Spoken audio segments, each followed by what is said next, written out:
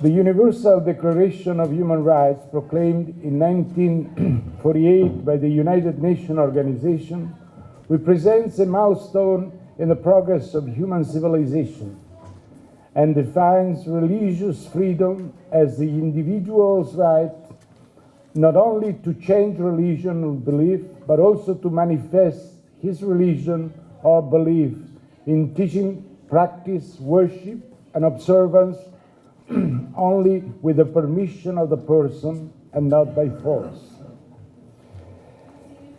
Every day, the issue defending human rights and religious freedom is becoming more relevant in a world where people from different religions and cultures interact in both secular and religious influenced countries where apostasy is still considered as a crime. In fact, the profound fidelity to each one's belief does not hamper the acceptance of a plurality of ways of seeing the world. And diversity in matters of religion or belief cannot be considered superficially as a mere variety of external rights, but as ways of life that correspond to different views on the ultimate meaning of life, on the existence or non-existence of the divine being, on how to achieve happiness for themselves and for their fellow humans, and on countless other questions. Each human being, in fact, gives shape to his or her life by answering crucial questions and has the right to find the answer in a system of thoughts as a result of a rational research or through a revealed message as it is expressed in several religions. Since freedom is the main feature of human rights, the respect for human dignity in individual as well as communities implies that each person should have the right to freely find his or her own ways in all fields of human life, and particularly in the field of religion, in the field of, as well as in the field of conscience and belief.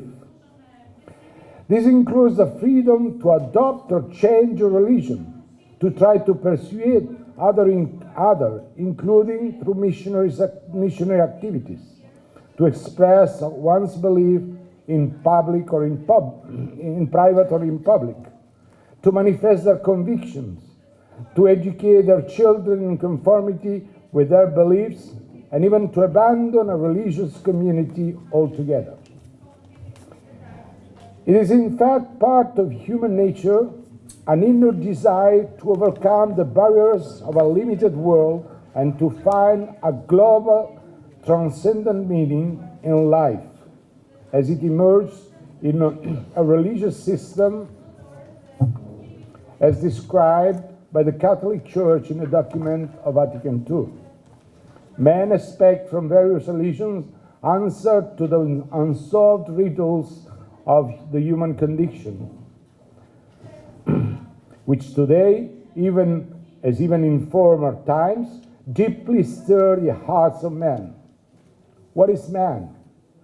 What is the meaning, the aim of our life? What is moral good? What's sin? When suffering, and what purpose does it serve?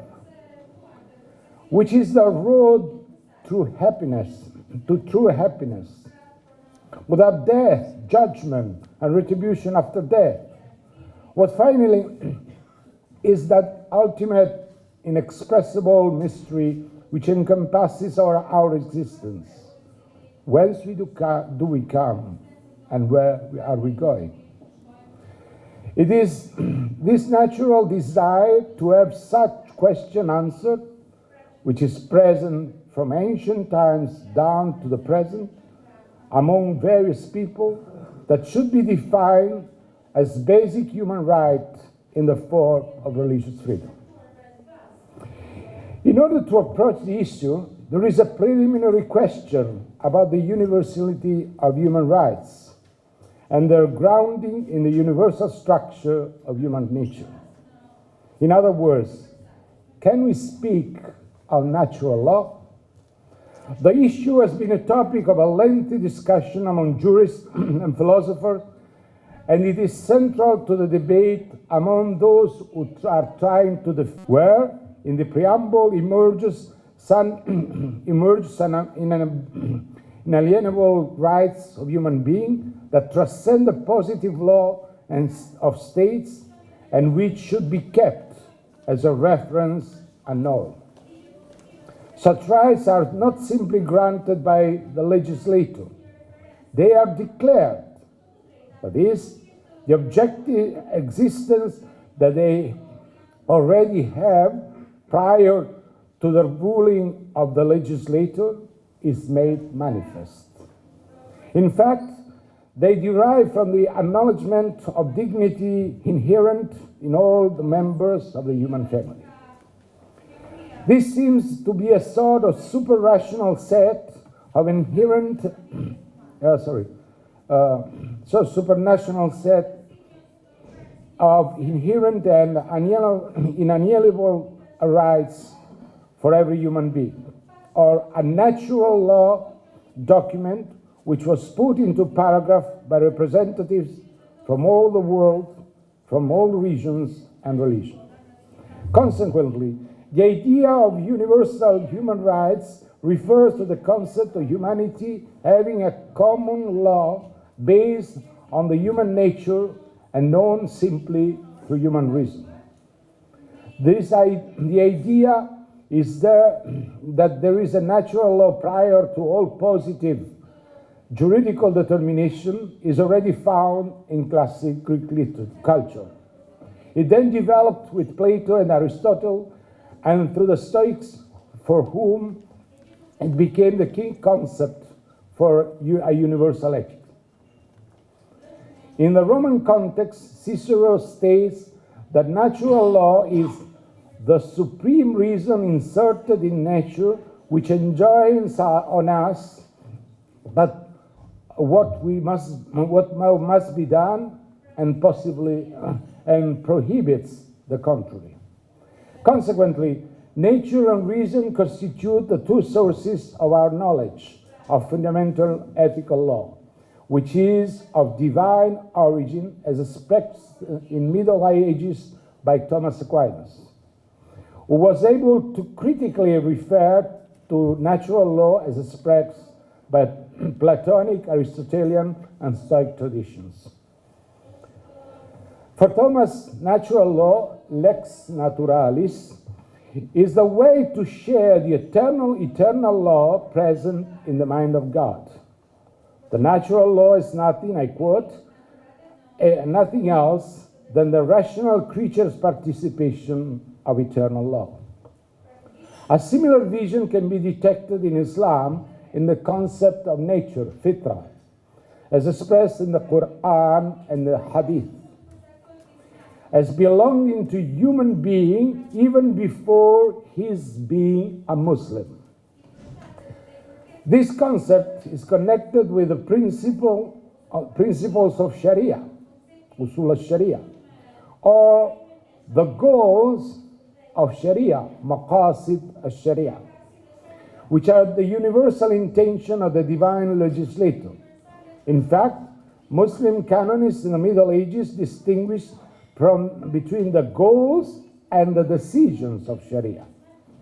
This allows the intention to be preserved, relativizing the implementation, and find a new way for sharing basic ethical and juridical principles with people of other religions. Religious freedom as natural right seems to find its root in the holy books and tradition of the major religions, where tolerance, freedom, and respect are the key words for understanding this particular human right. This is part of the Christian tradition, where love for God and for each other, as well as a clear distinction between the claims of God and the claims of the state, are part of the early Christian teaching. There is a concern for the respect of this freedom in the writings of Tertullian, who states, "We give offense to the Romans as we are excluded from the rights and privileges of the Romans because we do not worship the gods of Romans." And recurs in a text of a modern Christian philosopher, John Locke, a strong supporter of religious toleration, who in his letter concerning toleration, we heard about that, wrote, "The mutual toleration of Christians in their different professions or religions, I esteem that tolerance to be the chief characteristic mark of the true church, and particularly if he be destitute of charity, meekness, and goodwill in general towards all mankind, even to those who are not Christians, he is certainly yet short of being a true Christian himself. And no man can be a Christian," again I quote, "no man can be a Christian without charity and without that faith which works not by force, but by love." Recently, this love and respect reemerged among Catholics when a positive attitude towards the followers of other religions becomes the basis for interreligious dialogue, as promoted by the Second Vatican Council. In our time, when day after day, mankind is being drawn closer together, and these ties and the ties between different peoples are coming stronger, the Church examines more closely her relationship to non-Christian religions. In her task of promoting unity and love among men, indeed among nations, she considers above all in this declaration what men have in common and what draws them into fellowship. There will be no peace and welfare for humanity without respect for religious tolerance. Again, I quote from the Council.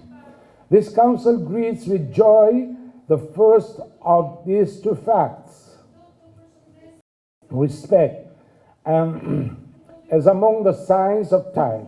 With sorrow, however, it denounces the other fact as only to be deplored.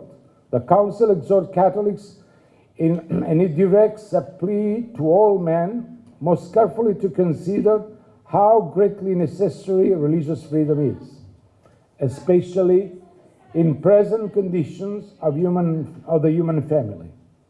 All nations are coming into even closer unity.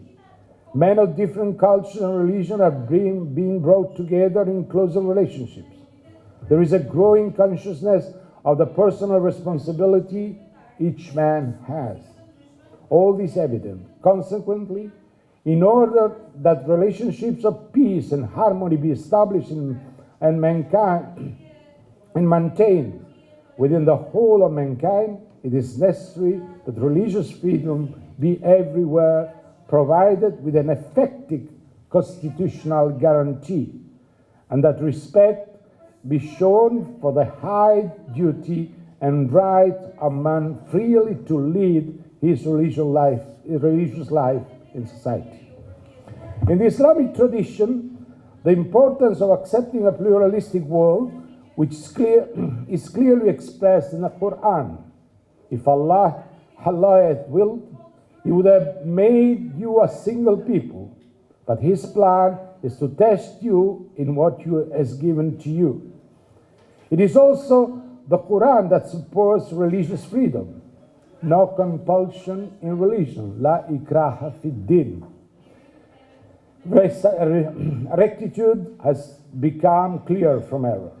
And so, and another text, so let whosoever will believe, and let whosoever will disbelieve. The emphasis on this fundamental right appears also in the Universal Islamic Declaration of Human Rights proclaimed in Paris in 1981.